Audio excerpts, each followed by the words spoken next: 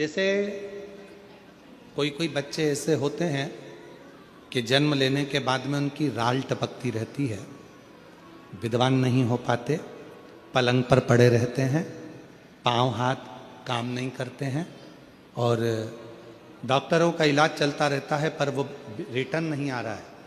ये इनको बढ़ाओ ना। बच्चों की मुख से राल टपकती रहती है, विद्वत्ता नहीं रहती, माइंड थोड़ा सा कमज़ोर होता है और शरीर भी उनका थोड़ा शिथिल रहता है। शरीर तो कई लोग कह देते हैं कि ये बच्चा थोड़ा जल्दी जन्म ले लिया इसलिए ऐसा हो गया, प्रीमेच्योर हो गया, ऐसा हो गया, वैसा हो गया। दवाइयाँ भी चलती हैं, इलाज भी चलता है पर उसका कोई लाभ नहीं मिल पाता और वो बच्चा पलंग पर पड़ा रहता है, राल टपकती रहती है, बुद्धि काम नहीं करती। छोटे छोटे भले वो 20 साल का हो गया पर 8-10 साल के बच्चों जैसी उसमें विवेकता होती है, बुद्धि होती है। मेरा निवेदन है उन माताओं से, थोड़ी मेहनत आपको करना पड़ेगी उस बच्चे के लिए। अष्टमी, नवमी और चतुर्दशी 3 तिथियां पकड़ कर रखना। कौन कौन सी? जम के बोलो। अष्टमी, नवमी, चतुर्दशी। ये 3 तिथियां ऐसी हैं, चतुर्दशी अमावस्या की भी और चतुर्दशी पूर्णिमा की। अष्टमी नवमी अमावस्या की भी और अष्टमी नवमी पूर्णिमा की। ये वो तिथियां हैं जिन तिथियों में मां नील सरस्वती का स्तोत्र का पाठ कर कर एक शंख पुष्पी पुष्प, एक अपारिजात का पुष्प जलाधारी पर रखकर 7 बार अगर जल का पात्र से जल चढ़ाया जाए और उसी जल को कटोरी में झेल लिया जाए, उस जल को 3 दिन तक लगातार यदि सुबह दोपहर शाम रोज उस बच्चे को देना चालू करिए, उसके हाथ पैर भी काम करना प्रारंभ करेंगे, उसकी बुद्धि भी काम करना प्रारंभ करेगी। जो वो पलंग पर पड़े पड़े राल टपकाता रहता है, उसको लोग कहते हैं कि 18 साल का हो गया और दिमाग केवल 10 साल का है, 5 साल का है, उसमें धीरे धीरे बुद्धि प्रबल होना प्रारंभ हो जाएगी और वो भी एक दिन कार्य करना प्रारंभ कर देगा। जिसको प्रीमेच्योर बच्चे भी कहते हैं। लोग कहते हैं ये बच्चा जल्दी हो गया था, ये बच्चा बीमार पड़ गया था, बचपन में इसको कोई इंजेक्शन ऐसा लग गया था, बचपन में ऐसा हो गया था, बचपन में वैसा हो गया था, गर्भाशय का जल उसके मुख में चले गया था, तो ये बच्चे की ऐसी गति हो रही है। उस बच्चे के लिए अगर आपके आसपास के क्षेत्र में भी कोई बच्चा ऐसा है तो उसको मां नील सरस्वती का स्मरण जरूर कराएं। और अगर आप लोगों के पास में मां नील सरस्वती का स्तोत्र का पाठ ना मिले तो प्रयास करिएगा, मोबाइल पर सर्च कर कर मां नील सरस्वती का स्तोत्र भी निकाल सकते हो। बाजार में से गीता प्रेस गोरखपुर की किताब में भी ला सकते हो, पढ़ भी सकते हो, घर में उसका स्तोत्र का पाठ भी कर सकते हो। मां नील सरस्वती स्तोत्र का स्मरण और बड़े भाव के साथ करें स्मरण। और कोई कोई माताएं कह देती हैं, कोई बच्चा कह देता है मम्मी मुझे याद नहीं होता, याद करता हूं परीक्षा हॉल में जाकर भूल जाता हूं, मैं कुछ पढ़ता हूं बाद में जाके भूल जाता हूं, स्मरण में नहीं रहता। तो उनसे भी निवेदन है, आप मां नील पाठ नहीं पढ़ सकते, स्तोत्र नहीं कर सकते, संस्कृत में नहीं पढ़ सकते, तो मां नील सरस्वती के नाम से अष्टमी, नवमी और चतुर्दशी के दिन एक शंख पुष्पी पुष्प को, नीला कलर का जो फूल होता है बेल में लगा होता है, जो शिव जी को अति प्रिय होता है, उस पुष्प को आप जलाधारी पर रख दीजिए। जलाधारी जानते हो ना सब लोग, शिवलिंग पर नहीं, जलाधारी पर रख दीजिए और जल चढ़ाना 7 बार प्रारंभ करिए। बाबा देव अधिदेव महादेव आपको याददाश्तता में प्रवर करेगा। परीक्षा हॉल में जितना तुम याद कर कर गए हो, अच्छी मेहनत कर कर गए हो, तो भूलोगे नहीं, तुम्हारी बुद्धि तीव्र होती चली जाएगी, प्रबल होती चली।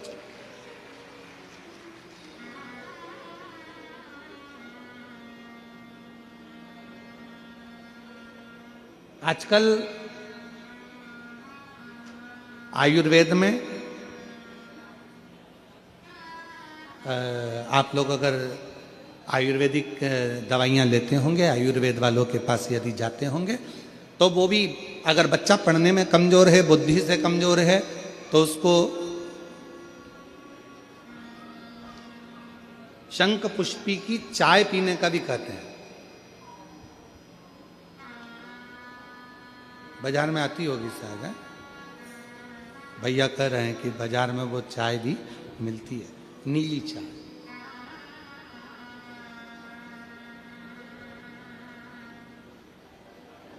महाराज याददाश्त के लिए, उसको प्रबर करने के लिए लोग शिव कथा कर रही। कौन सी सरस्वती? जम के बोलो, जम के जरा, पूरा तो नाम बोलो। मां नील सरस्वती। तुमने डायरेक्ट कह दिया नील सरस्वती। मां कौन लगाएगा? मां है ना अपनी, तो उसका संबोधन पूरा होना चाहिए। कौन सी सरस्वती? मां नील सरस्वती का स्मरण सुख देता, आनंद देता, स्मरण सुख देता। और हम तो यहां तक कहेंगे, अपने अपने घर में अगर हो सके तो ये शंख पुष्पी का एक पौधा लगा लो। ऐसा होता है वो पौधा बढ़ते जाता है, ऐसा नहीं कि सूखता है, और बढ़ता है। बच्चे लोग सुबह से उठेंगे और बच्चे लोग उठकर उस पौधे में से फूल तोड़ेंगे और शंकर भगवान को समर्पित करेंगे, तो वो पुष्प भी बच्चों के जीवन में विद्वत्ता प्रदान करेगा। वो शंख पुष्पी का पुष्प होगा। हर हर महादेव। एक आनंद, एक पत्र है, अच्छा है, देखो।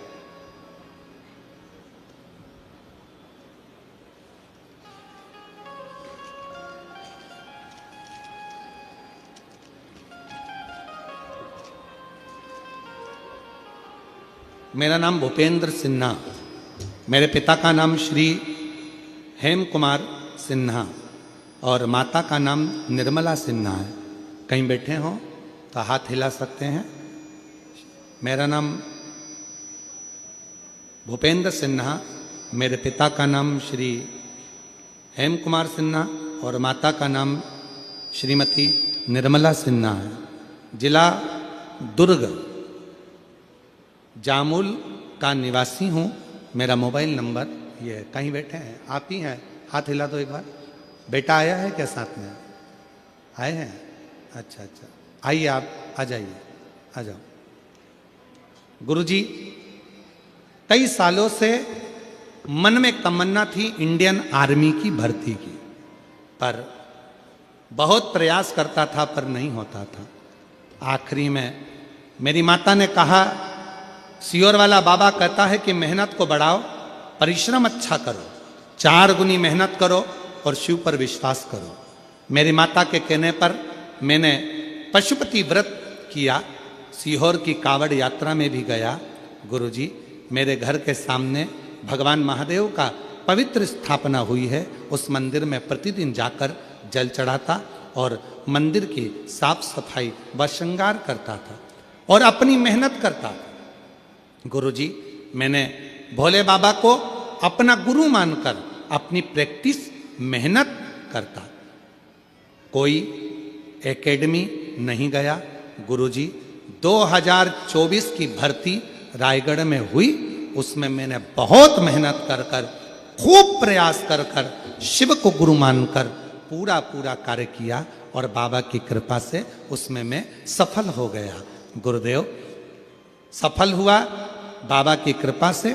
और बेंगलोर से मुझे ट्रेनिंग हुई, कंपनी करके बेंगलोर की ट्रेनिंग कर कर 13 दिसंबर को घर वापस आया और बाबा की कृपा से अभी मेरी पोस्टिंग पंजाब के पटियाला में है। मैं बाबा को यहाँ प्रणाम करने के लिए आया हूँ, शिव को नमन करने के लिए आया। गुरुदेव, आपकी कथा ने बल दिया है। गुरुदेव, आपकी कथा हम लोगों को हारने नहीं देती है। ऐसा लगता है कि एक ना एक दिन हम बढ़कर सरकारी जॉब जरूर करेंगे, वो हिम्मत प्राप्त होती है। और आज मैं पंडाल में बैठकर गौरवान्वित महसूस कर रहा हूँ कि बाबा ने मेरी लाज रखी और आज मैं भी इंडियन आर्मी में सर्विस कर रहा हूँ, भारतीय सेना में सर्विस कर रहा हूँ। जोरदार ताली बजाओ बच्चे के लिए। एक लाइन अच्छी लिखी है अगले पृष्ठ पर, आप भी उसको गुनगुनाएंगे। साथ में पत्र दिख रहा है ना, एलईडी पर आता है पत्र, पढ़ते हो आप लोग?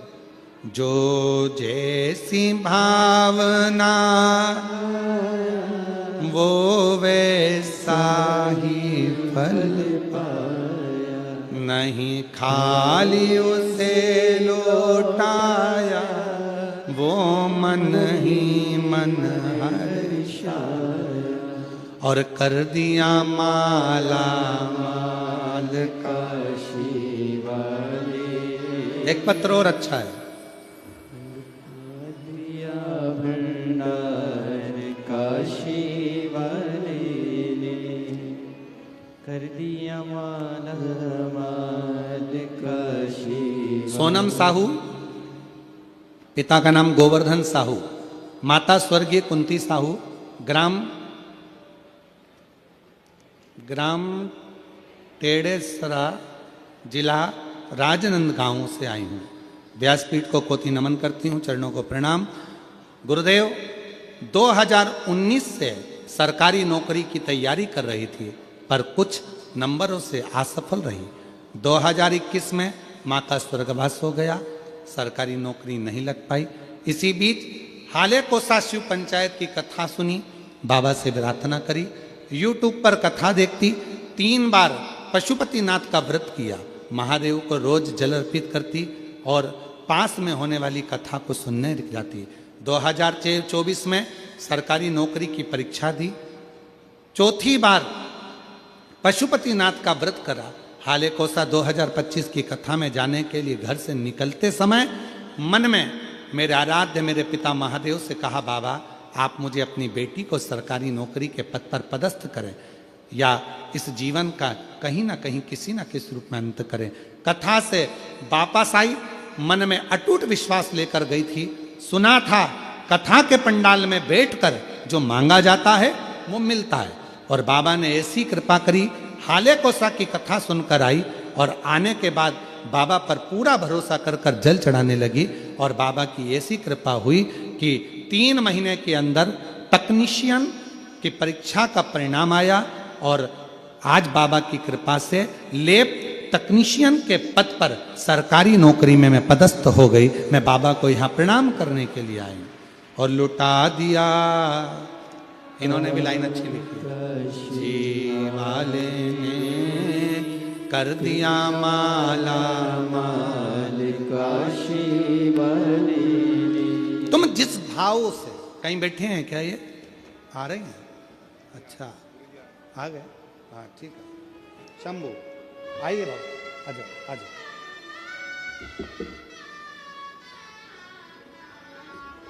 जो जैसी भावना लाया हो वैसा ही फल पाया, नहीं खाली उसे लौटाया।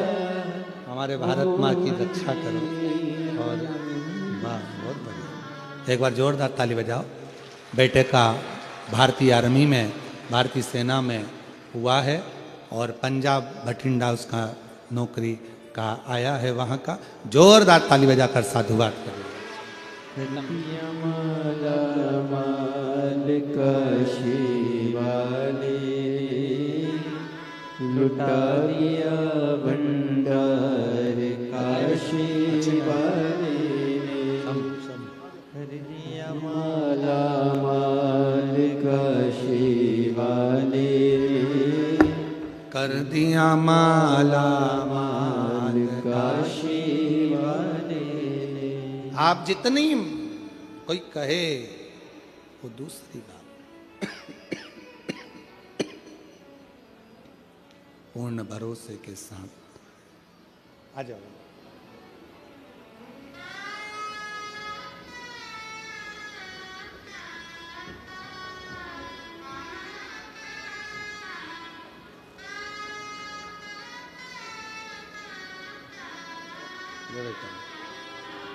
रोते नहीं, अब तो लग गया जॉब, अब क्या सोचना, खुश हो, रोते नहीं रोते नहीं। आंसू पोछो पहले, आंसू खुश होकर जाओ, ले आंसू पोछ पहले, आंसू पोछो, हाँ आंसू पोछ पहले, अच्छा खुश होकर जा। अब तो लग गई जॉब, अब क्या, शिव कृपा हो गई तेरे पहले। खुश हो, सेवा करो राष्ट्र की।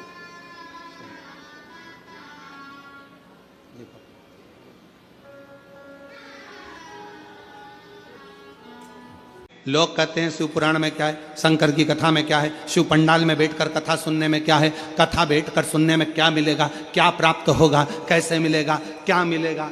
कभी जीवन में अगर मौका मिले एक बार किसी पंडाल में 5 दिन 7 दिन रहकर शिव महापुराण की कथा सुनकर देखिएगा, जिंदगी में जो कहीं नहीं मिला वो मेरा कुबेर भंडारी देकर जरूर जाएगा, देकर जाएगा। जब तो ये 150 एकड़ का इतना बड़ा प्रांगण, 150 एकड़ की ये भूमि, और जिसमें इतना विशाल पंडाल, और पंडाल के पार पार पब्लिक और भक्त क्यों आए। किसी के यहाँ कोई चावल देने के लिए, कोई निमंत्रण देने के लिए कोई नहीं गया। बोलो आपके यहाँ कोई आया था क्या निमंत्रण देने? जम के तो बोलो जरा। नहीं। कोई पत्रिका देने आया था? कोई प्रचार किया था तुम्हारे गांव में आके माइक से? कोई होर्डिंग लगाया था तुम्हारे गांव में आकर किसी ने? कुछ भी नहीं। ना किसी गांव में होर्डिंग लगा, ना पत्रिका गई, ना चावल गया, ना निमंत्रण गया, ना कुछ गया।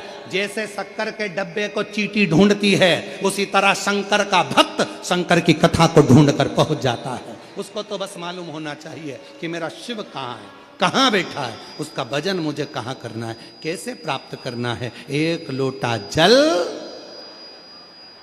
आवाज नहीं आई, एक लोटा जल, बोल बम का नारा है, श्री शिवाय नमस्ते। शिव को भजा, शंकर। मेरे देवाधिदेव महादेव ने मां पार्वती जी को कौन सी कथा सुनाई थी? जम के बोलो, अमर कथा। कहां सुनाई थी? अमरनाथ की गुफा।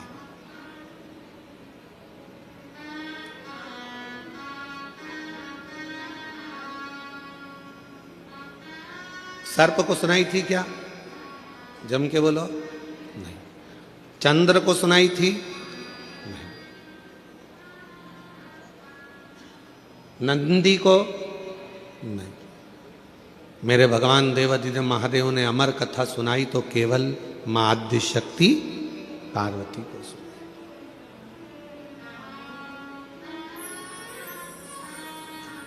क्यों सुनाई?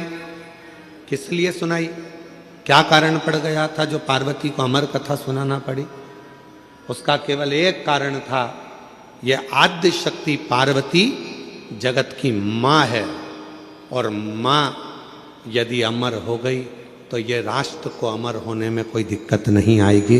संपूर्ण विश्व अमर हो जाएगा, संपूर्ण विश्व। कथा सुन, और अमर कथा क्या? कौन सी अमर कथा? जिस अमर कथा को सुनने के लिए स्वयं देवता भी ललायित थे, जिस अमर कथा को सुनने के लिए संपूर्ण ब्रह्मांड के जितने भी देवी देवता हैं वो ललायित थे, उस अमर कथा को केवल भगवान देवाधिदेव महादेव माता पार्वती को श्रवण कराते हैं। केवल मां जगत जननी को, अंबा को श्रवण कराते हैं। किस लिए? क्योंकि शिव चाहते हैं कि पार्वती इस कथा को सुन ले, और अगर जगत की मां, एक नारी, एक स्त्री जब इस कथा को सुनती है तो वो अकेली उस कथा को अपनी जिंदगी में धारण नहीं करती, वो प्रसाद के रूप में उस कथा को जनमानस में पहुंचा देती है, पहुंचा देती। हमसे लोग कहते हैं, क्यों गुरुजी आपकी कथा में पुरुष लोग कम आते हैं, माताएं ज़्यादा आती हैं, जीजियाँ ज़्यादा आती हैं, स्त्रियाँ ज़्यादा आती हैं, उसका कारण क्या है? हमने कहा कथा की जरूरत भी पुरुष से ज़्यादा स्त्री को है। क्यों? उसको राष्ट्र का निर्माण करना है, उसको अपने बच्चों को संस्कारित करना है, उसको अपने बच्चों को पढ़ाना है, लिखाना है, विद्वान बनाना है, उसको अपने बच्चों को ज्ञान उपदेश देना है। तो कथा की जरूरत स्त्री को ज्यादा। फिर किसी ने कहा, आप स्त्रियों की इतनी तारीफ करते हो, आप महिलाओं की इतनी तारीफ करते हो, तो स्त्रियां रोती क्यों हैं? जरा जरा सी बात आती है और वो रोने बैठ जाती हैं। रोती क्यों है? हमने कहा उनको रो लेने दो, वो अच्छा है। अगर रोएगी नहीं तो रुद्र हो जाएगी, इसलिए उसका रोना भी जरूरी है। उसका रोना जरूरी है। बेटे को बीमार होता हुआ देखेगी, आंख से आंसू बहेंगे। पति को रोगग्रस्त देखेगी, आंख से आंसू बहेंगे। बेटी के ऊपर कोई भी तकलीफ आएगी, आंख से आंसू बहेंगे। परिवार में अगर किसी ने कुछ कह दिया, आंख से आंसू बहेंगे। किसी ने कुछ कहा, आंख से आंसू बहेंगे। पति ने कुछ कह दिया, आंख से आंसू बहेंगे। क्यों रोती है स्त्री? तो कहा उसके रोने दो, क्योंकि उसके रुदन में उसका भीतर का रौद्र स्वरूप बह जाता है। अगर स्त्री रोती नहीं है फिर वो रौद्र बन जाती है, और ऐसी रौद्र बनती है कि फिर वो किसी को देखती तक नहीं है, जैसे भद्रकाली माँ अम्बा जगदम्बा काल का बन जाती है।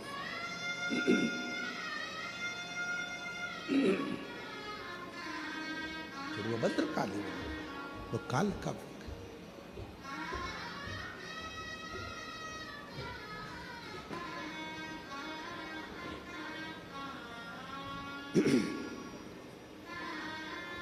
भद्रकाली काल का स्वरूप उसका हो जाता। आपने देखा मां काली का चरण किस पे रखा हुआ है? बोलो, जम के बोलो। नीचे कौन सोए? जम के बोलो जरा। बाबा भोलेनाथ। क्यों? मां जगत जननी अपना रौद्र रूप धारण कर ली थी, और क्रोध का रौद्र रूप मां जगत जननी ने ऐसा धारण कर लिया था, ऐसा रुद्र धारण कर लिया था कि वो फिर आखिरी में शिव को भी नहीं देख पाए, भगवान शंकर को भी नहीं जान पाए, शिव को भी नहीं पहचान।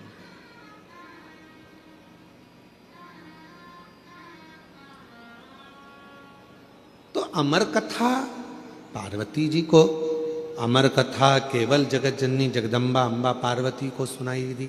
हाँ, कथा एक स्त्री के जीवन में जब आती है तो वो कथा को जनमानस को परोस देती, परोस।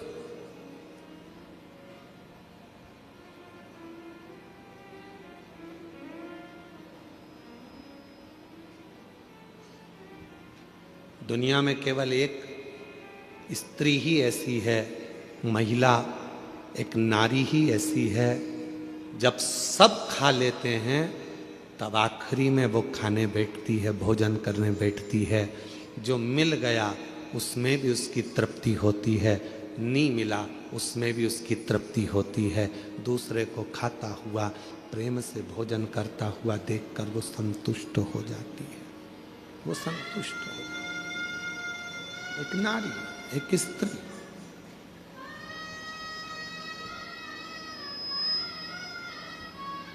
कल कथा चल रही थी भगवान देवादिदेव महादेव के मंथन की, और मेरे भोले बाबा ने कंठ में विष को रख लिया था और मां पार्वती जी ने उसको रोक लिया था अंदर उतरने से पहले।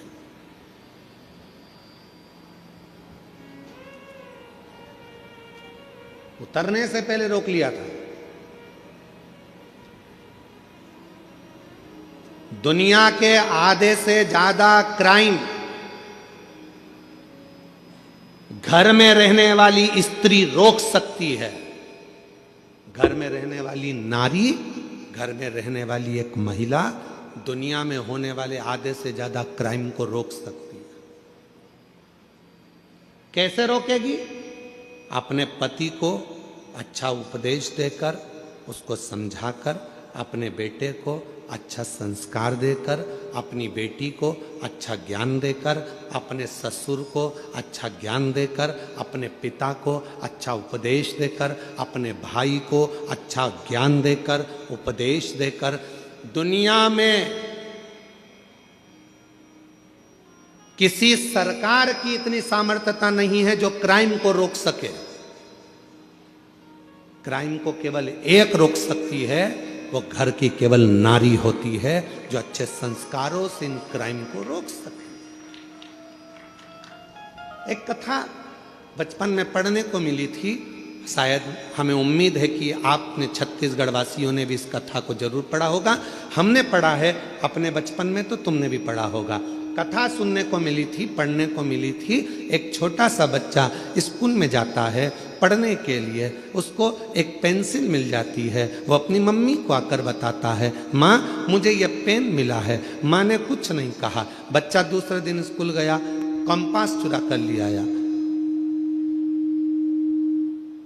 पेन का जो बॉक्स होता है बच्चा वो चुरा कर लेकर आ गया। माँ से कहा, माँ मैं आज बॉक्स लेकर आया हूँ। माँ ने कुछ नहीं कहा। थोड़े दिन बाद बच्चा एक किताब चुरा कर ले आया। माँ ने कुछ नहीं कहा। फिर बच्चा कॉपी चुरा कर लाया। माँ ने कुछ नहीं कहा। वो बच्चा धीरे धीरे धीरे धीरे धीरे धीरे एक नामी चोर बन गया। चोर बनकर एक दिन पकड़ा गया, थाने में बंद हुआ। पुलिस वालों ने उसको खूब मारा, अंदर बंद कर दिया। और बंद करने के बाद आखिरी में जज के सामने उसको खड़ा करा गया और उसको मृत्यु दंड की सजा मिल गई। मृत्यु दंड की जब सजा मिली तो उससे पूछा गया, तेरी अंतिम इच्छा क्या है? उसने कहा, मैं अपनी माँ के कानों में कुछ कहना चाहता हूँ, बस अंतिम इच्छा मेरी ये है। उसकी माता को बुलाया गया। उसके मरने के पहले जब माँ आई, उसकी माँ के कानों के अंदर उसने कुछ कहना चाहा। जाओ, तुम्हारा बेटा तुम्हारे कानों में कुछ कहना चाहता है।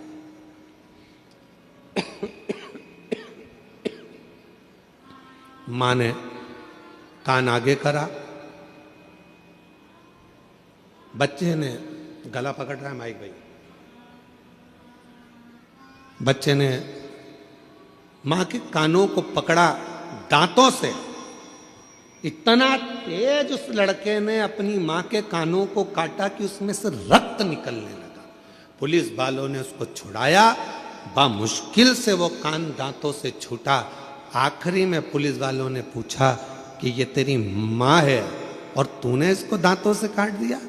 तो कहा, आज सूली पर चढ़ाने वाली भी ये मेरी माँ है। जिस दिन मैं पहली बार चोरी कर कर आया था, मेरी माँ मेरे गाल पर थप्पड़ मार देती तो शायद आज मुझे फांसी की सजा नहीं मिलती।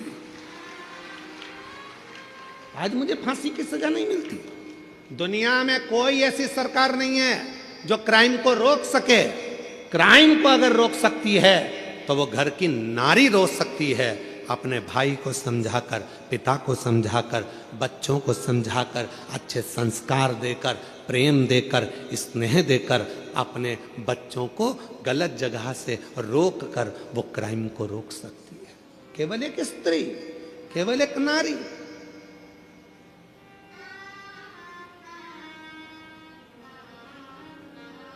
उसको रोकना कठिन है, परंतु मां रोक सकती है, स्त्री रोक सकती है, नारी रोक सकती है।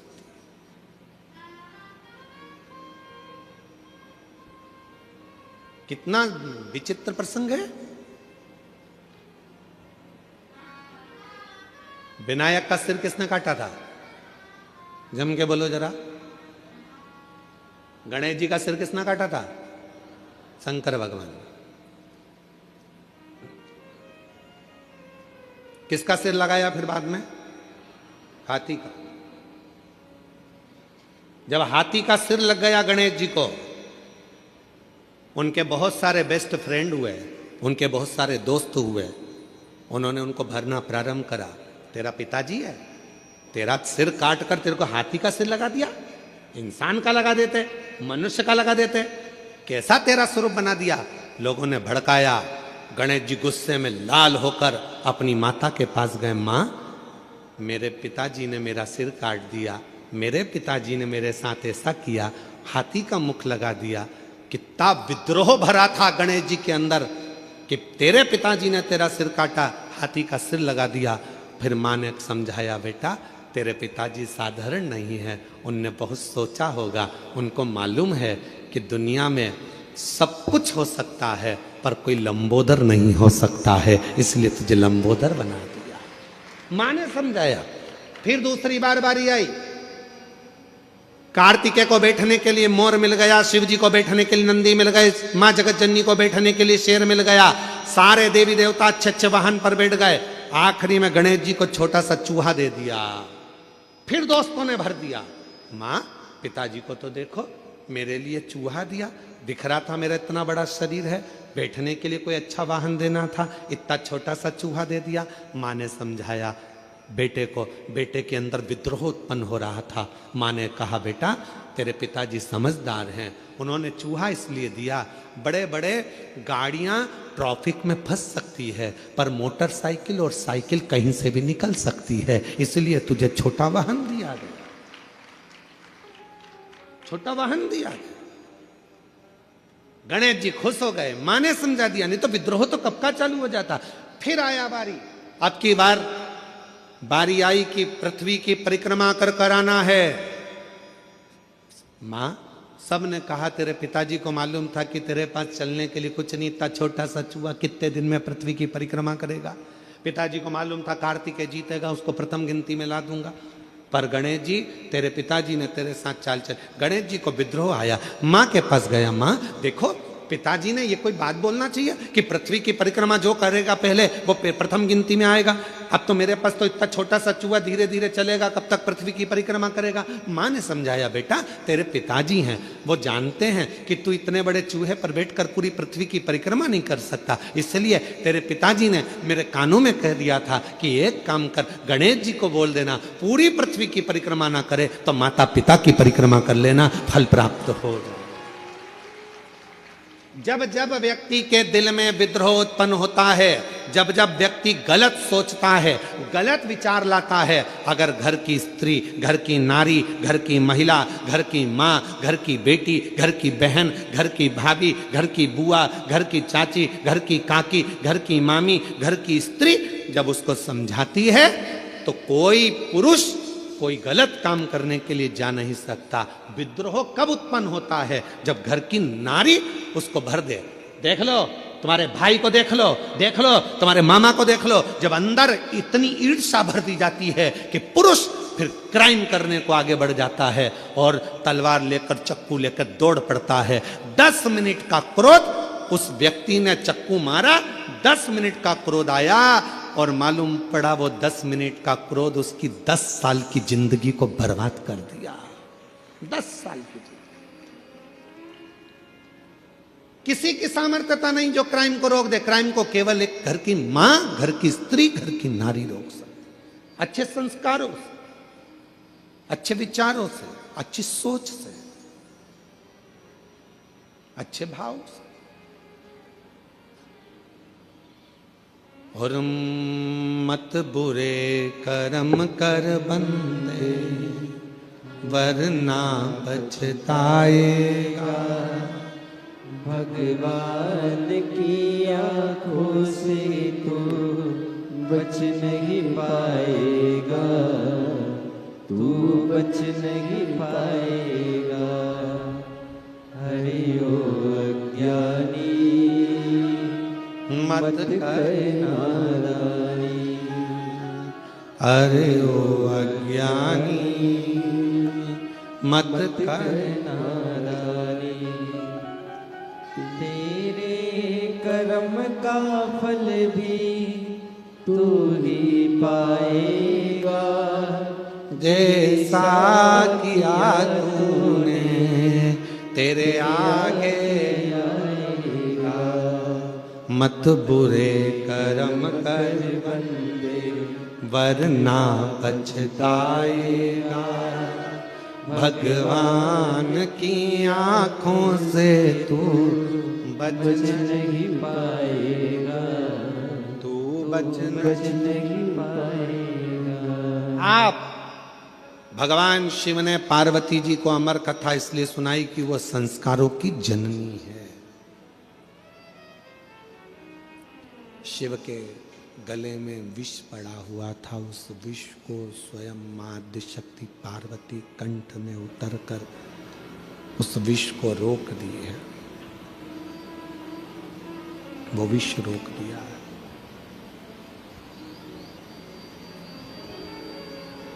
अगर वो विष नीचे उतर जाता तो भगवान शंकर जी के प्राण, क्योंकि हलाहल विष था, हलाहल विष, शिव के प्राण जा सकते थे। पार्वती जी कंठ पर बैठ गई और विष को नीचे नहीं उतरने दिया। विष नीचे नहीं उतरा।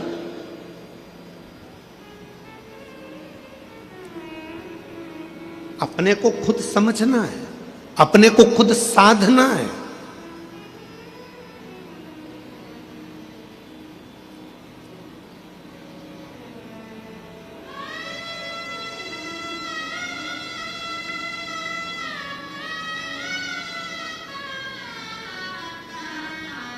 जब हम अपने आप को साधेंगे, अपने आप को समझेंगे, तो दुनिया में समझने वाले सब हो जाएंगे।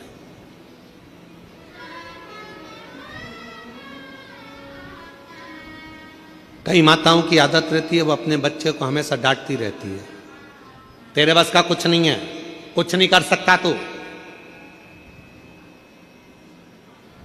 कुछ नहीं कर सकता तू, अकल नहीं है इसमें। कभी मत बोलो अपने बच्चे को कि इसमें अकल नहीं है, वो विद्वान नहीं है, वो नहीं पढ़ सकता, ये कभी ना बोली। करेगा एक दिन, वो भी इतिहास रच कर रहेगा, उसके अंदर वो बल देव अधिदेव महादेव देगा, वो बल देगा परमात्मा उसको, वो शक्ति देगा परमात्मा उसको। कैसे नहीं हो सकता?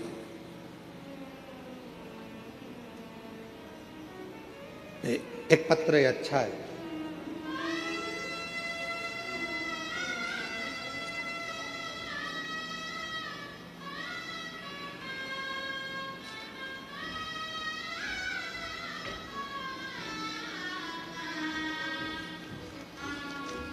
मीना चौहान, पति यशवंत चौहान, बेटे का नाम पंकज चौहान, स्थान कासारीडीह, कन्हैयापुरी, दुर्ग।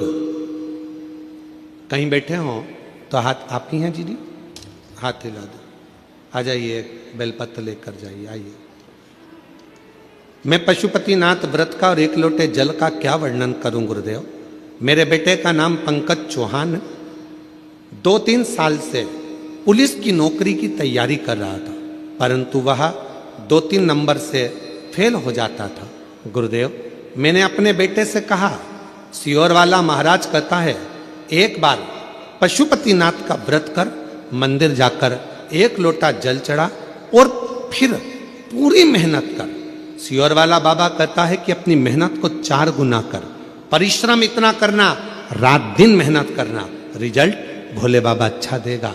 मेरा बेटा मंदिर जाना प्रारंभ करा, पशुपति व्रत किया और 1 लोटा जल चढ़ाता।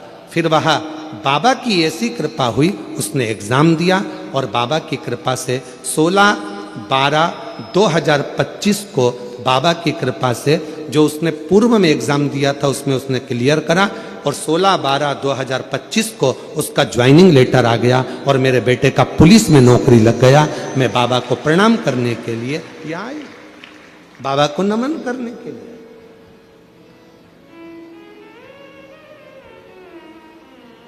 अब क्यों कहो अपने बच्चों से कि तेरे बस का कुछ नहीं है?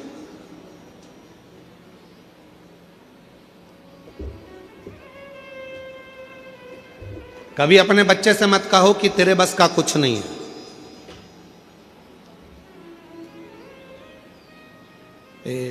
उस बच्चे का स्मरण में हमको नहीं आ रहा जिसने बल्ब की खोज करी थी, ये लाइट जो होती है ना बल्ब, इसकी खोज करी थी। तो उसके स्कूल से उस बच्चे के लिए लिखकर एक लेटर दे दिया गया था और कह दिया था तुम्हारा ये बच्चा बहुत ज़्यादा विद्वान नहीं है, अक्ल नहीं है, मूर्ख है, इस बच्चे को तुम अब कभी स्कूल मत भेजना, इसको निकाल दिया गया। माँ को लाकर लेटर दिया तो माँ ने पढ़ा, बच्चे ने पूछा माँ इसमें क्या लिखा है, माँ ने कुछ नहीं बताया, कहा तुम्हारा बेटा पढ़ने में बड़ा होशियार है, हमारा स्कूल इस बच्चे के लायक नहीं है। बच्चे के लायक हमारा स्कूल नहीं है। बच्चे ने कहा माँ फिर मैं कहाँ पढ़ूंगा? माँ ने कहा तू मेरे पास पढ़ना, घर में पढ़ना। माँ ने अपने बच्चे को इतना पढ़ाया, इतना विद्वान बनाया कि वो बच्चा खुद एक अच्छा साइंटिस्ट बनकर बल्ब की खोज कर लेता है और पूरे विश्व को प्रकाशमय कर देता है। जब मां मर गई, माता के प्राण चले गए, उसने अलमारी खोली, माता की अलमारी में से डब्बा निकला, डब्बे में से वो लेटर निकला जो उसको स्कूल में दिया गया था। उस लेटर को जब उस बच्चे ने पढ़ा तो उसमें लिखा था कि आपका बच्चा विद्वान नहीं है, उसमें गुण नहीं है पढ़ने के, वो बहुत कमजोर है, हमारा स्कूल इसको नहीं पढ़ा सकता, इसको घर ले जाओ। हमारे स्कूल से इस बच्चे की हम टीसी निकाल रहे हैं, इस बच्चे को दे रहे हैं। पर माँ ने उसको विद्वान बना। आ जाओ, माँ ने उसको विद्वान।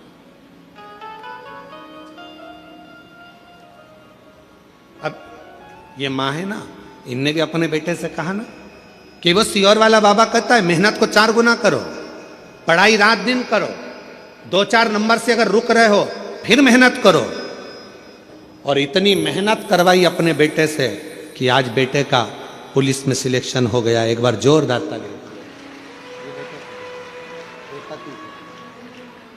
बधाई, एक बार जोरदार ताली बजाओ, खूब खूब बधाई आपको। एक माँ, एक घर की स्त्री, एक घर की नारी कभी ना कहे अपने बच्चों से कि इसमें विद्वत्ता नहीं, इसमें ज्ञान नहीं, ये कुछ नहीं कर सकता। करेगा।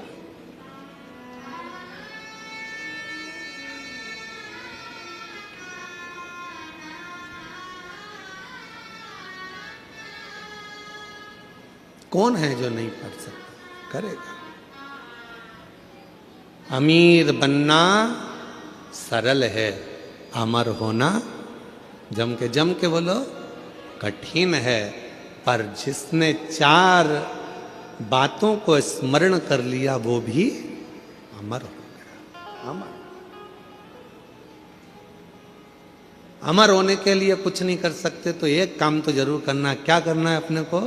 एक पेड़ लगाना, वृक्षारोपण करना, भारत की भूमि को फिर ग्रीन करना, हरा भरा करना, फिर करना, अमर होना। पार्वती जी कंठ में पहुंच गई और मां आद्य शक्ति पार्वती जी ने कंठ में जाकर विष को रोक दिया। विष को रोका, विष रुका है। अगर मां नहीं पहुंचती तो विष नीचे उतर जाता। मां ने उसको कंठ पर रोक दिया। कंठ पर।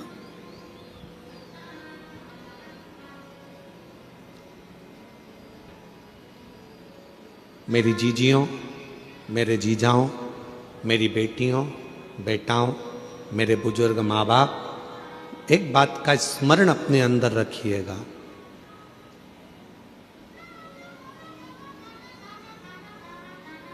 क्लेश को, अशांति को, अपशब्द को, बेकार विचारों को, बेकार सोच को आप घर के बाहर रखिए, घर के भीतर नहीं। घर के भीतर नहीं।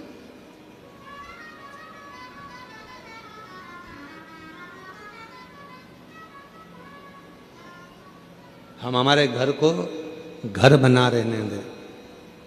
कई लोग अपने घर को बहुत बहुत बहुत विचार कर कर होटल बनाने का प्रयास कर रहे हैं, पर निवेदन है कि घर को होटल ना बनाए। घर को होटल ना बनाए। हम बेटियों से भी कई बार कहते हैं आप अपने माता पिता के द्वारा पढ़ते हो, माँ बाप आपको पढ़ाते हैं, माता पिता अच्छी शिक्षा दिलवाते हैं, माता पिता कॉलेज पहुंचाते हैं, माता पिता अच्छे आपको कपड़े पहनाते हैं, माता पिता आपको खूब संभाल कर रखते हैं, खूब खूब व्यवस्था करते हैं। और जब आप बड़ी हो जाती हो, बड़े हो जाते हो, अच्छे कॉलेज में पढ़ जाते हो, आपकी जॉब लग जाती है, आप अच्छा कमाने लगते हो, फिर आप सोचने लगते हो कि अब मुझे मेरे माँ बाप की जरूरत नहीं।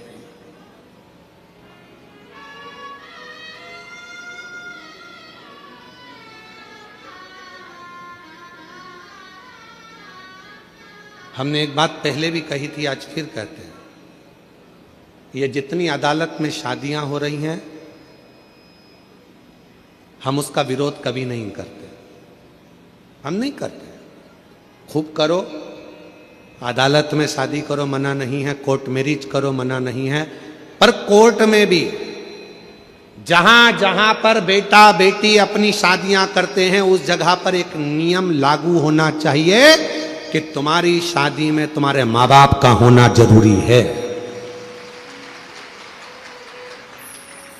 बाप का घर, पिता का घर, माँ का घर कोई होटल नहीं है कि तुम रहे, बचपन निकाला, पढ़ाई करी, माँ बाप का खर्चा करा, खूब पढ़े, अच्छे कपड़े पहने, माँ बाप ने अच्छे कॉलेज में पढ़ाया, स्कूल में पढ़ाया, विद्वान बनाया, सर्विस लगाई, नौकरी लगाई, बाहर शहर में भेज दिया, और बाद में जब तुम्हारा संबंध का समय आया तो तुमने अपने माँ बाप के चेहरे पर कालिक पोंछ दी और तुम चले गए शादी करने के लिए।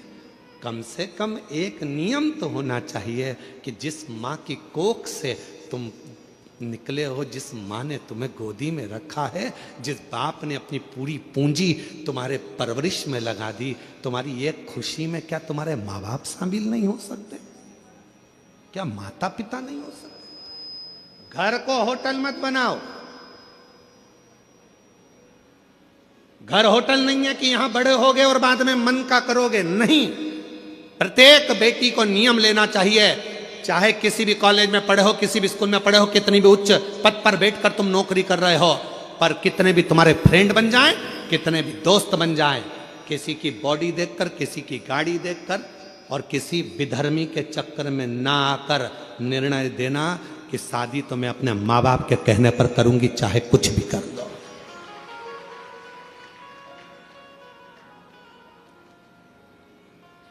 अभी अभी हम लोग बस्तर कथा करने के लिए गए तो एक गांव में हम लोग पहुंचे, जिस गांव में हमने जाकर थोड़ा सा मालूम करा तो बड़ा विचित्र खेल हमको मालूम पड़ा। विचित्र खेल, थोड़ा मन कछोट गया उस खेल को देखकर।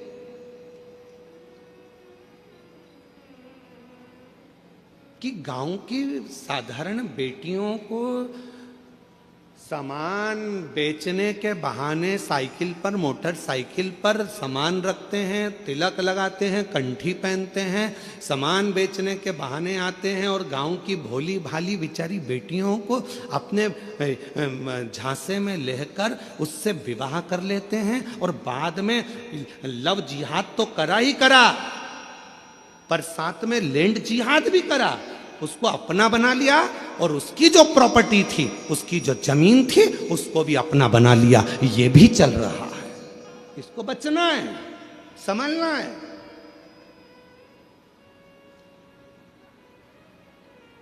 वो लव जिहाद का शिकार तो हुई, सामने लैंड जिहाद का भी शिकार हो रही है।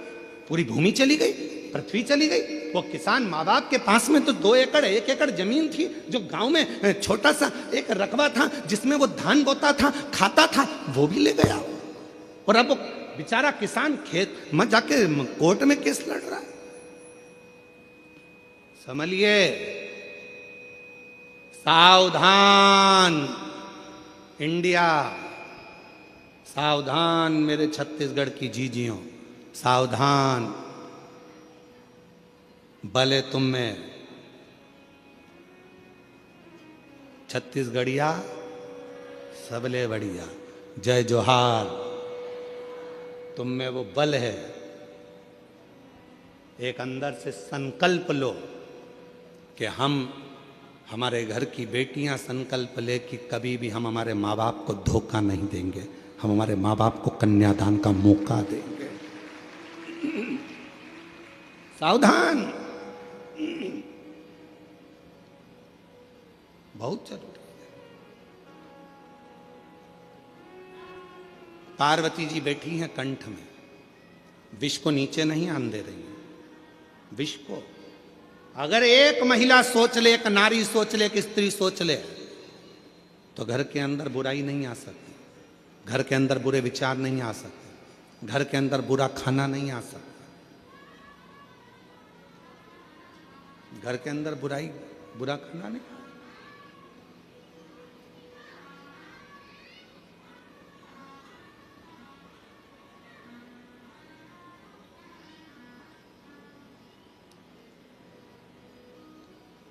बुराइयां किसके घर में प्रवेश करती हैं? जहां बुरे विचार इकट्ठे होना चालू हो जाते हैं। बुरे विचार। कितने लोग बैठे हैं यहां पर जो रोज नहाते हैं?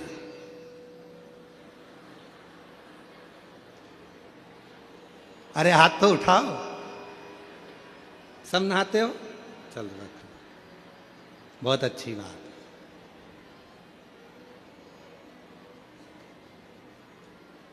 कितने लोग बैठे हैं यहां पर जो रोज साबुन लगा के नहाते हैं? सभी साबुन लगा के नहाते हो? नहा लो, रख लो। काय के लिए नहाते हो? कोई ने तुमको नहाने का बोला? जम के बोलो नहीं। नहा क्यों रहे हो? शरीर पे गुरुजी मेल जम जाएगा।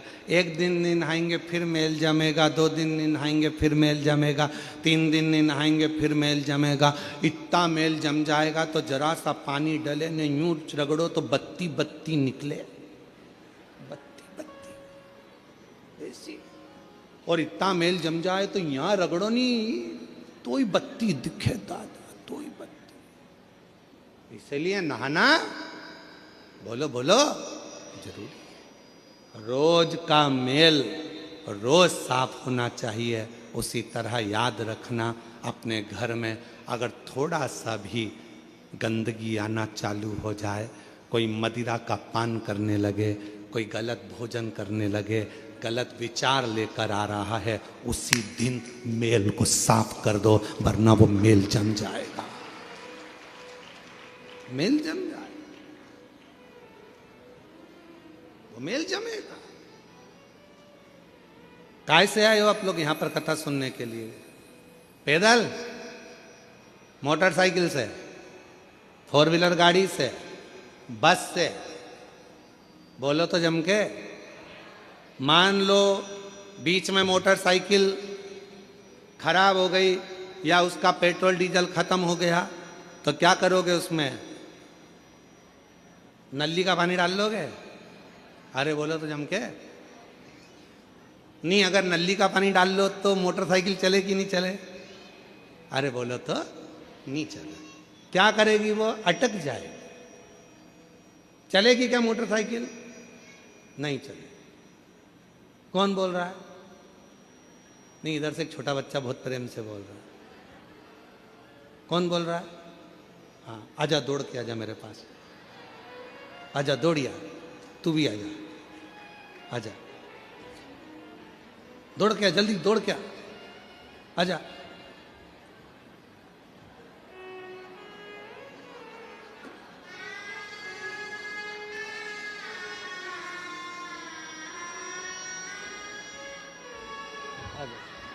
बैठ जा, तू भी आ जा, इधर आ, इधर आ, बैठ जा इधर। अब तू कहाँ बैठेगा बेटा? इधर साइड बैठा दे, इधर इधर इधर।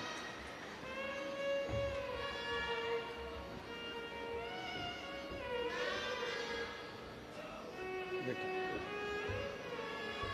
इसको बैठ जा, बैठ जा, बैठ जा।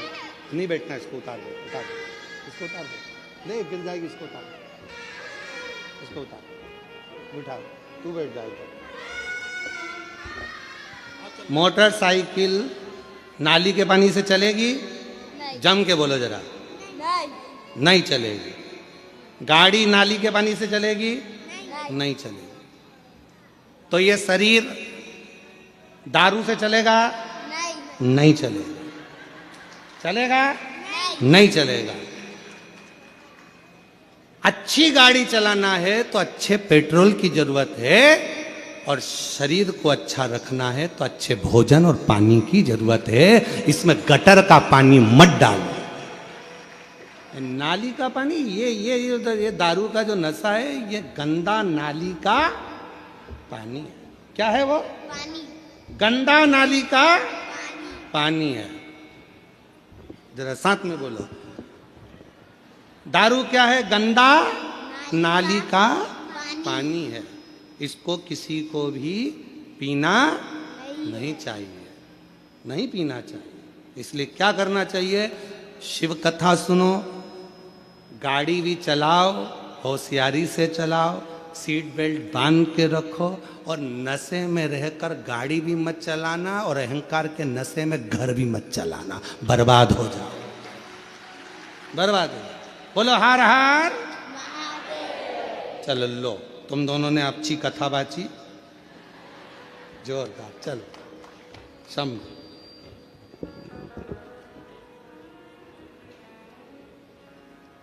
सीख लो, और नहीं हो तो चुल्लू भर पानी। इतने इतने से बच्चे सीख दे रहे हैं कि गंदी नाली का पानी मत पियो। जब नाली का पानी पीने के बाद तुम रोड पे सही नहीं चल सकते तो क्या घर खाक चलाओगे? समझ जाओ, थोड़ा सतर्क हो जाओ, सावधान सावधान। छत्तीसगढ़ पुलिस तो हमेशा एक अभियान चलाती है नशा मुक्ति के लिए, और आज से नहीं, हमको यहाँ आते आते कई साल हो गए। हम जब से यहाँ आ रहे हैं तब से हम देख रहे हैं कि छत्तीसगढ़ पुलिस एक नशा मुक्ति के लिए एक अभियान चलाती है। एक बार छत्तीसगढ़ पुलिस के लिए भी जोरदार ताली बजाकर साधुवाद है। नशे से मुक्त हो। आज जरा जरा से नवयुवक बेटा बेटी नशे में ग्रसित हो रहे हैं। फिल्मों का निर्माण ऐसा हो रहा है जिनमें बेटा बेटियों को भी नशे में धुत बताया जा रहा है, प्रेरणा दी जा रही है कि आप भी नशा करो, और नशे से मुक्त हो। नशे से आपका परिवार ठीक नहीं चल सकता, श्रेष्ठ नहीं चल सकता। आज संत श्री गुरुदेव घासीदास बाबा जी की जयंती महोत्सव पर जितने बैठे हो और जितने विश्व के लोग इस पवित्र शिव महापुराण की कथा को सुन रहे हैं, संत श्री घासीदास बाबा जी ने अपनी प्रेरणा में कहा है, सतनामी समाज को प्रेरणा दी है, अपनी समाज को प्रेरणा दी और जनमानस को प्रेरणा दी है कि नशे से मुक्त होना। इसलिए आज सारा जगत इस कथा के माध्यम से अंदर संकल्प करे कि आज के बाद कभी भी हम जिंदगी में किसी गलत व्यसन को धारण नहीं करेंगे। आज से हम व्यसन का त्याग करते तो समझो कि संत श्री गुरुदेव घासीदास बाबा जी की जयंती हमने मनाई। गलत विचारों को छोड़िए, गलत सोच को छोड़िए। मां जगत जननी पार्वती जी कंठ में बैठ गई, विष को नीचे नहीं उतरने दिया। विष नीचे ना है।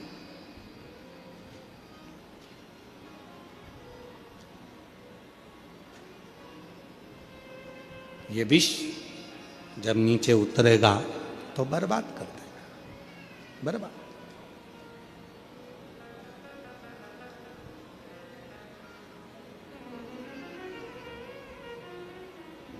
अपने भीतर शिव तत्व को उतारने का प्रयास करो, अपने भीतर।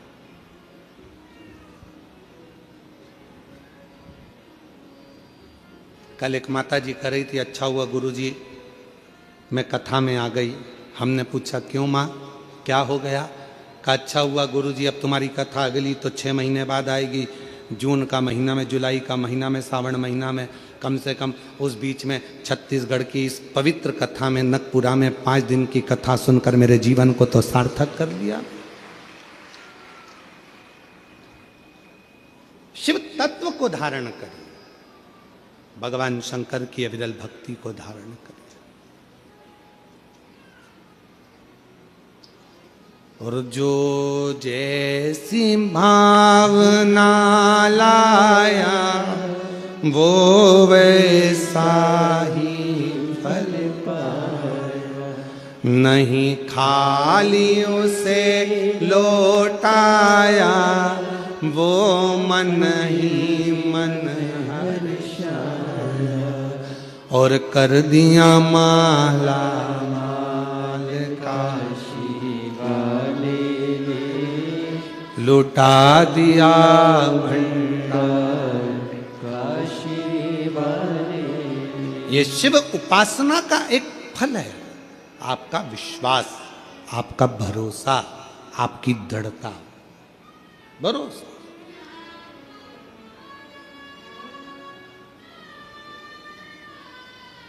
150 एकड़ के इस ग्राउंड में यह कथा हो रही है। शायद छत्तीसगढ़ का यह सबसे बड़ा ग्राउंड होगा जिसके अंदर यह कथा हो रही है। 150 एकड़ का यह ग्राउंड, और पंडालों के बाहर इधर भी देख लो, उधर भी देख लो, उधर भी देख लो, जहां तक देखोगे वहां शिव भक्त ही शिव भक्त बैठे हैं। और मेरी जीजियां कितने भाव से, धूप भी हो रही है, अपना छाता, अपनी पानी की 2 बाटल, अपने बिछाने का आसन अपने साथ लेकर चलती है, बैठ जाती है, अपना टेंट खुद लगाती है, कथा सुनती है और भगवान का भजन करती है। कोई मत, अपनी सादगी से, अपनी सादगी।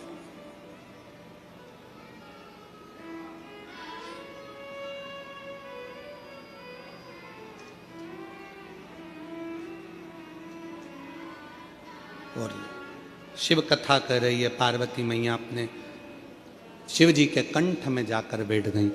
जब मां जगत जननी कंठ में जाकर बैठी, मां पार्वती विष को संभाल रही थी, तभी माता पार्वती ने अपनी 10 विद्याओं को प्रकट किया। और 10 विद्या में से एक विद्या मां तारा देवी को प्रकट कर लिया।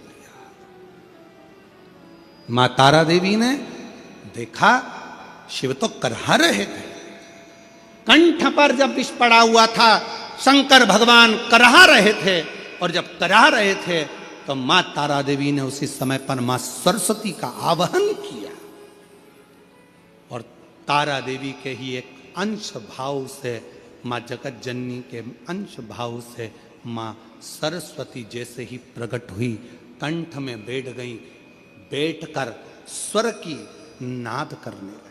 स्वर की, देखिएगा जरा, 2 हुए हैं, एक शंकर भगवान का भक्त और एक स्वयं देवाधिदेव महादेव। 2 हुए हैं जिन्होंने दर्द में भी गीत गाया, जिन्होंने दर्द में भी गीत गाया। एक लंका का राजा रावण पर्वत उठा रहा था, हाथ दब गए, भगवान देवाधिदेव महादेव ने अपना अंगुष्ठ का थोड़ा सा भाग नीचे करा, और वो हाथ जब दबे, रावण के हाथ टूटने लगे, तो रावण ने भगवान को पुकारना प्रारंभ करा, स्तुति गाना प्रारंभ करी, शिव के लिए भजन गाना, नाद करना, तांडव का एक आनंदमय स्वरूप भगवान शिव को पुकारना प्रारंभ करा। तो भगवान शंकर पीड़ा में भी भजन गुनगुना रहे थे, तो शिव की कृपा हो गई। अभी शंकर भगवान के कंठ में विष है, पार्वती माता ने झेल लिया, तारा देवी ने, आद्य शक्ति ने, विद्या ने, स्वयं मां सरस्वती को विराजमान कर दिया, और कहा कि तुम स्वर भरिए, इस नाद से पूरी पृथ्वी, पूरा ब्रह्मांड हिलने लगेगा, ये पूरा ब्रह्मांड कांप जाएगा, पूरा ब्रह्मांड।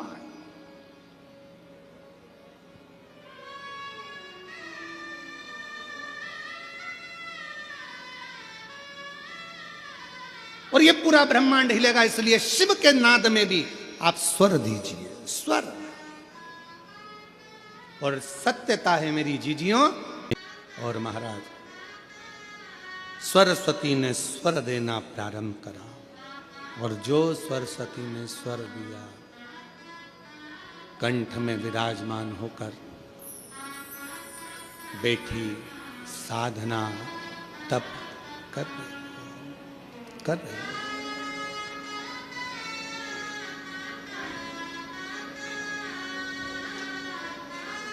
भगवान शिव भक्ति का एक नाद,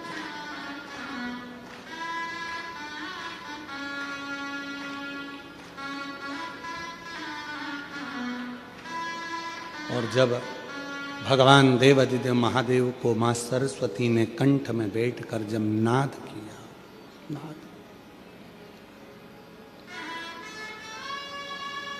जो सरस्वती माता ने जो स्वर लगाए अंदर बैठकर जो शिव कराहा रहे थे, उसमें से भी स्वर निकल रहा था।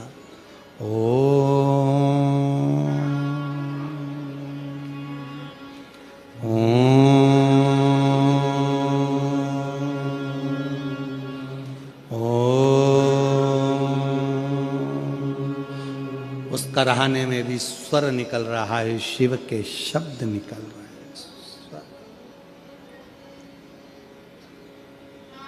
विश्व रुका, रुक गए, विश्व रुक गया। पार्वती जी की आंख से आंसू बह रहे थे। मेरे पति के शरीर में अगर ये विष चले जाता तो मेरे पति तो समाप्त हो जाते। पार्वती जी विचार कर रहे, ये पार्वती जी सोच। पर आज मेरे पति के कुछ नहीं हुआ, क्योंकि मैंने विष को रोक दिया। मेरी जीजियों, आपसे भी निवेदन है, अपने घर में आने वाले विष को, अपने घर में आने वाले गलत भोजन को, गलत विचारों को, गलत सोच को, गलत दृष्टि को आप रोक सकती हो। रोको, रोकिए।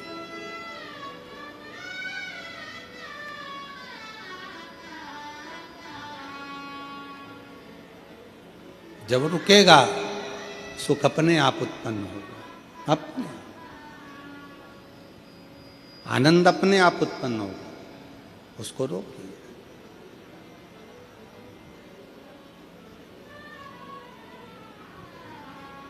अपने स्थान पर बैठकर बाबा देवाधिदेव महादेव को अपने मन का भाव कहिए, दिल से प्रार्थना करिए, विनय करिए, निवेदन करिए, विनय करिए, विनती करिए। जहाँ जगह मिले वहाँ बैठकर बाबा को अपने मन का भाव कहिएगा, प्रार्थना करिएगा, विनय करिएगा। 5 दिवसीय शिव महापुराण की कथा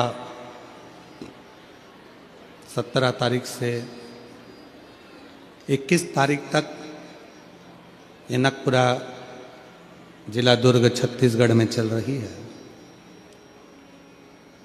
ये कथा 21 तारीख को विराम हो जाएगी। फिर 24 तारीख से 28 तारीख तक पौधार स्कूल के पास JP infra complex, Hatkesh, Mira road, east Mumbai में शिव महापुराण की कथा 5 दिवसीय प्रारंभ हो जाएगी। उसके बाद में 4 तारीख से 10 जनवरी तक सूरत गुजरात में शिव महापुराण की कथा रहेगी। फिर 16 से 22 जनवरी तक बड़ौदा गुजरात में शिव महापुराण की कथा रहेगी। फिर 5 से 9 फरवरी तक नांदेड़ महाराष्ट्र में शिव महापुराण की कथा रहेगी। फिर 11, 12 और 13 3 दिवसीय शिव महापुराण की कथा डबरा मध्य प्रदेश में रहेगी। फिर 14 से 20 फरवरी सीहोर में रुद्राक्ष महोत्सव रहेगा। ऐसे ही कथाओं के क्रम निरंतर हैं, जो बाबा की कृपा से आप और हम टीवी चैनल के माध्यम से श्रवण कर रहे हैं। भाव से बाबा को प्रार्थना करिए, विनय करिए, निवेदन करिए। जो आस लेकर विश्वास के साथ आप बाबा से विनय करने आए हैं, बाबा को अपने मन का भाव कहिएगा, साथ में बोलिएगा। आपकी आवाज़ व्यासपीठ तक, व्यासपीठ और आपकी आवाज़ देवाधिदेव महादेव तक पहुँचे, ये कामना से बाबा से प्रार्थना करिए।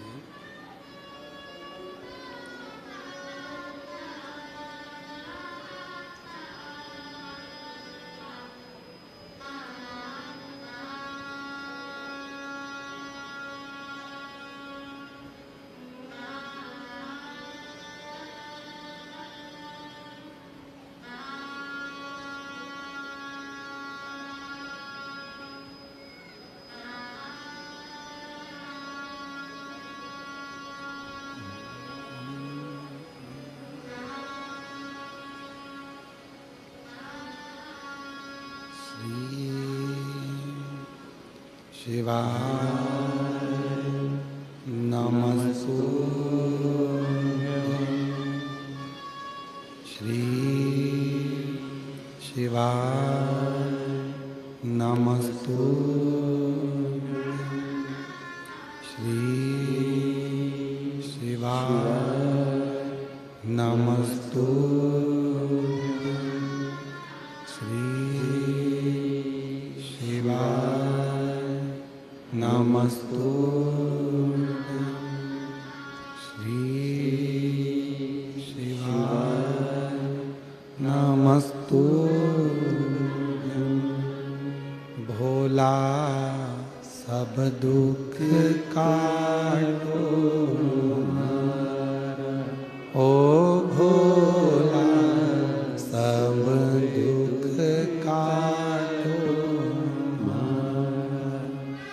शिव शंकर जपो तेरी माला भोले बाबा जपो तेरी माला भोला सब दुख काटो ओ भोला सब दुख काटो वेश है मंगलकारी वेश है मंगलकारी शमशान वासी हमारा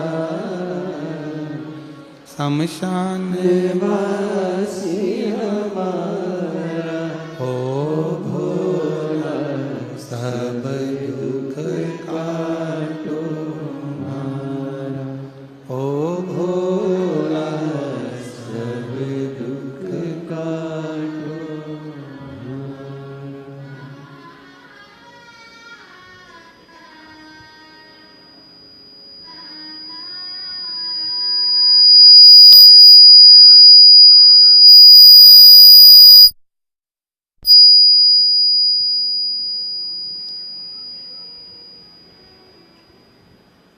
बाबा देवादिदेव महादेव भगवान शिव की पवित्र कथा कर रही है।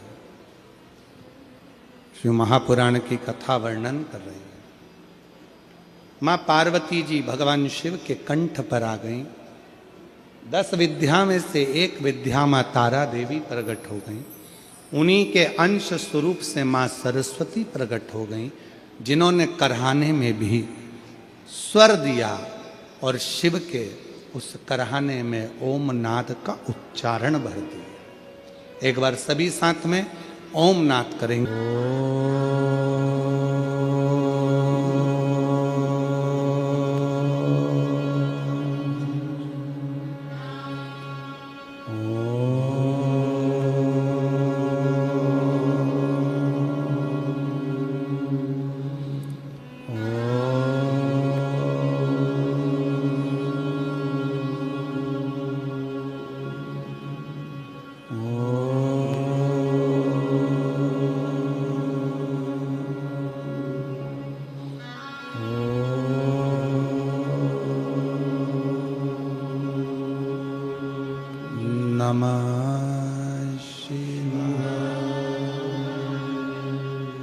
शिव कथा कह रही है, भगवान शंकर का स्वरूप कह रहा।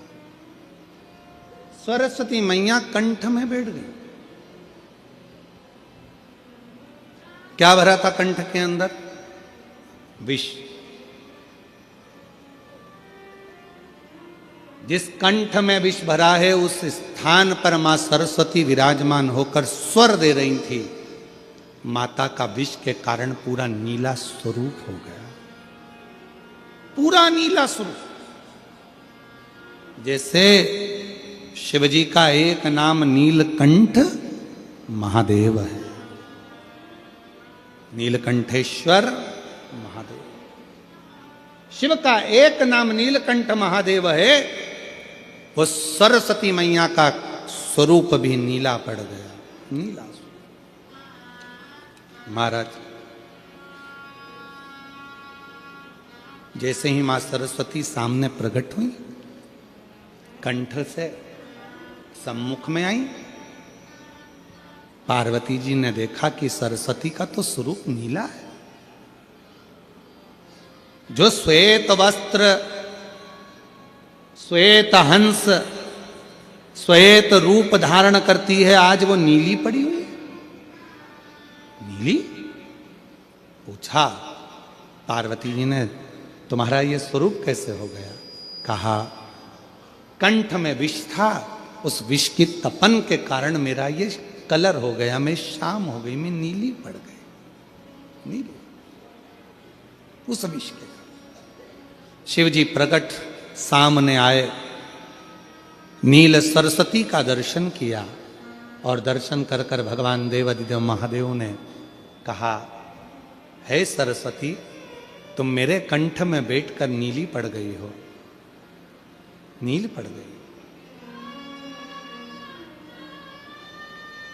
आज से तुम्हारा नाम नील सरस्वती के रूप में पूजा जाएगा।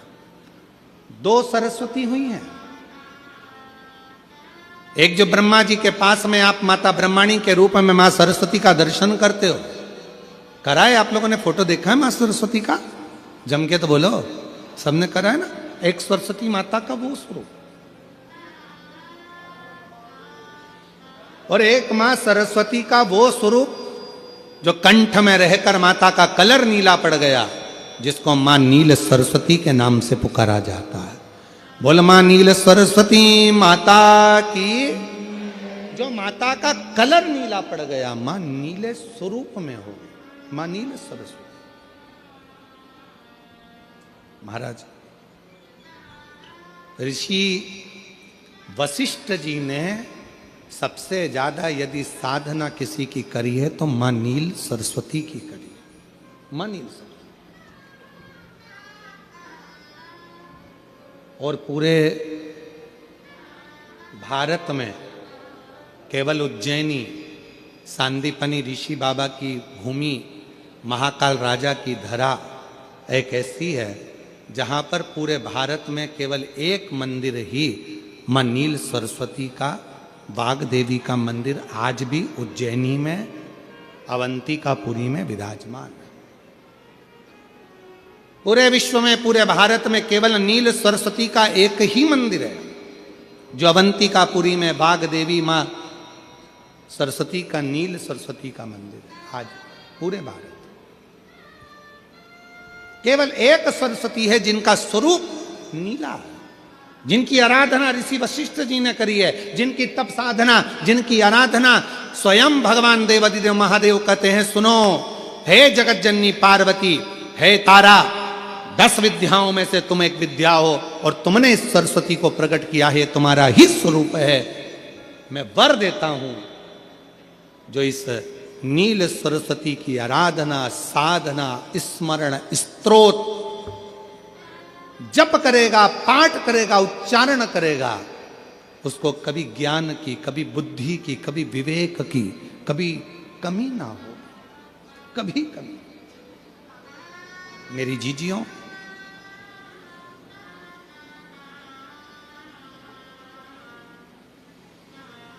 आपने कभी सुना होगा कि शिव जी को एक पुष्प बड़ा प्रिय है।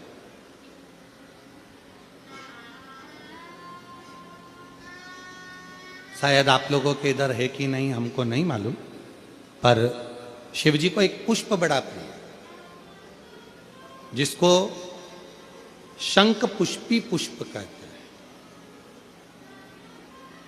जिसको अपारिजिता का पुष्प भी कहते हैं। आप लोगों के इधर है कि नहीं वो हमको नहीं मालूम है, पर एक बेल चलती है, उस बेल पर वो नीले कलर का पुष्प होता है, शंख जैसी उसकी आकृति होती है और नीला पुष्प होता है, नीले कलर। आप लोगों ने देखा है? किस किस ने देखा? जरा हाथ उठाओ सब लोग। देखा है मतलब रखो, आप देखा है तो फिर तो कथा आप लोगों के बुद्धि में बैठ जाएगी। लाए हो क्या? ला देव, देव देव, लाओ लाओ देव ला।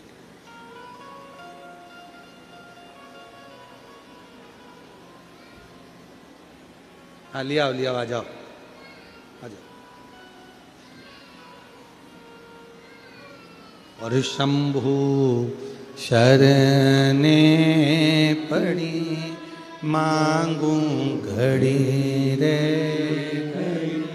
दुख काटो दया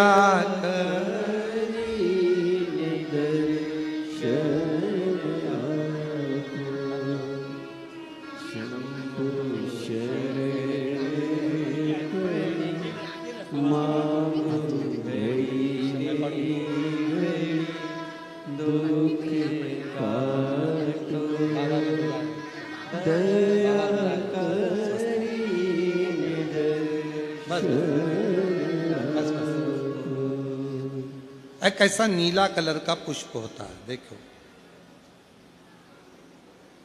छोटा है थोड़ा हमारे हाथ में, ये फूल का बेटा है, ठीक है, पूरा फूल नहीं है, ठीक है, फूल का बेटा है ये छोटा सा। अच्छा दिख रहा है? का है आस्था वालों दिखाओ तो सही, दिखाओ जरा बाजू में, और थोड़ा सा पास कर दो तो सबको नजर आ जाएगा, ठीक क्या? शंख पुष्पी, अपारिजात भी बोला जाता है इसको, ठीक है। हर हर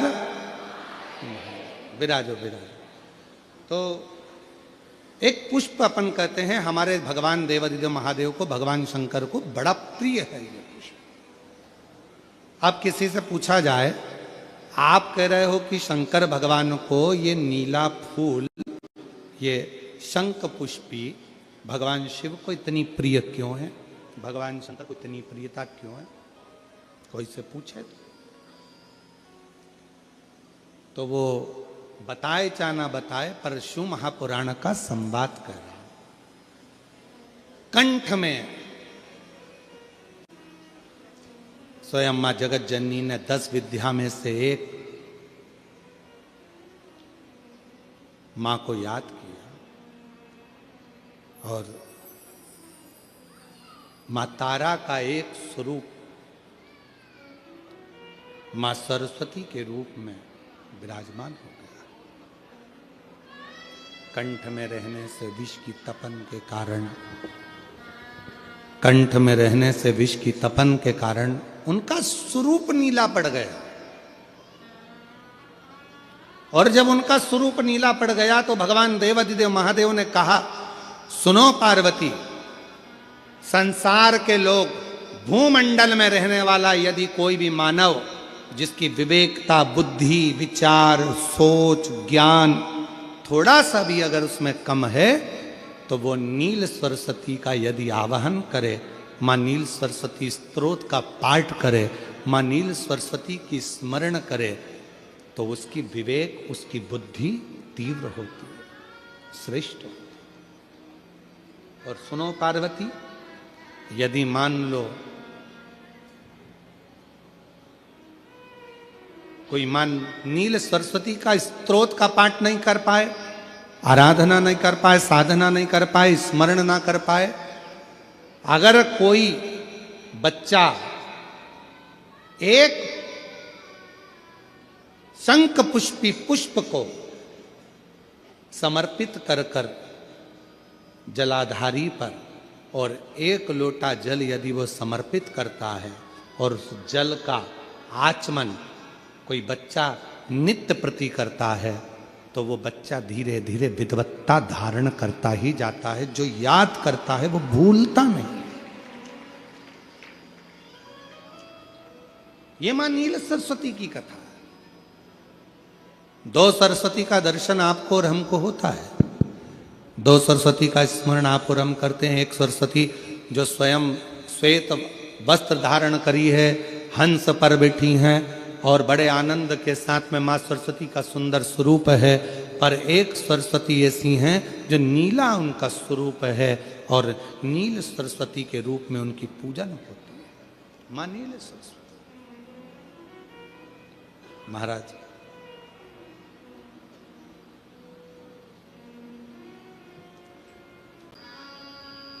बाबा देवादिदेव महादेव, भगवान शिव, ओगड़दानी, त्रिकालदर्शी, कैलाशी, विनाशी, भगवान शिव की कथा कर रहे, सुंदर प्रसंग वर्णन कर रहा।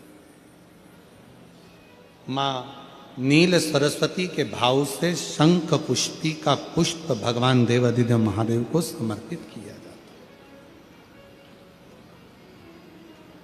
आगे वर्णन आया, माँ सती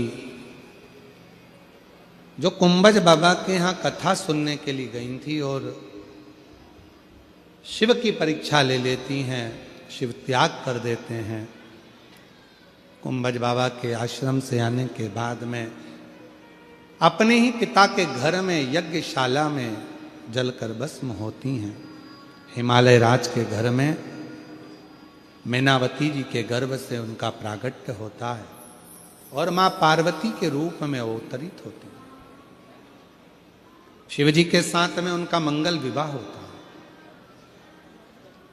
भगवान देवादिदेव महादेव मां पार्वती की जी के साथ में उनका मंगल आनंद में विवाह का क्रम होता है। निवेदन है, विवाह का मतलब केवल वो नहीं कि वाह लूटी जाए। विवाह का मतलब होता है जहां एक दूसरे के स्नेह के प्रति आदर का भाव, सम्मान का भाव। बहुत धन होगा तो विवाह श्रेष्ठ है, बहुत पैसा होगा तो विवाह श्रेष्ठ है, नहीं। एक लड़की के माता पिता और एक लड़के के माता पिता, एक लड़की और एक लड़का, दो परिवार जब आपस में मिल रहे होते हैं तो उनमें धन की मूलता नहीं, मन की मूलता होना चाहिए। पर आज के जमाने में विवाह को केवल धन तक लाकर छोड़ दिया गया, मन तक विवाह नहीं रहा, उसको मन तक लेकर।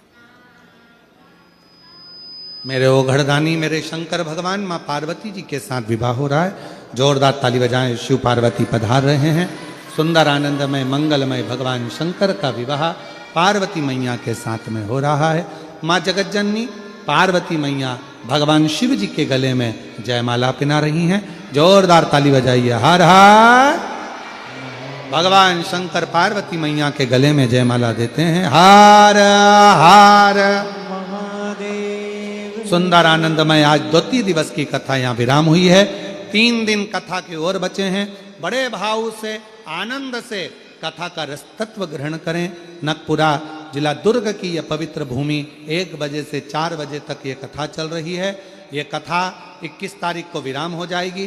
फिर 24 तारीख से 28 तारीख तक दिसंबर के महीने में सुंदर 5 दिवसीय मुंबई वालों को महाराष्ट्र की पवित्र धरा पर मुंबई क्षेत्रवासियों के भाग्य खुले हैं। जो ये पवित्र कथा पोद्दार स्कूल के पास में JP infra complex, Hatkesh, Mira road, east Mumbai में यह कथा प्रारंभ होगी, जिसका लाभ आप और हम लेंगे। 5 दिन की कथा मुंबई वासियों को प्रार्थना करने के लिए और सुनने के लिए प्राप्त हो रही है। सारे मुंबई वाले बड़े भाग्यशाली हैं, किस्मत वाले हैं। हर हर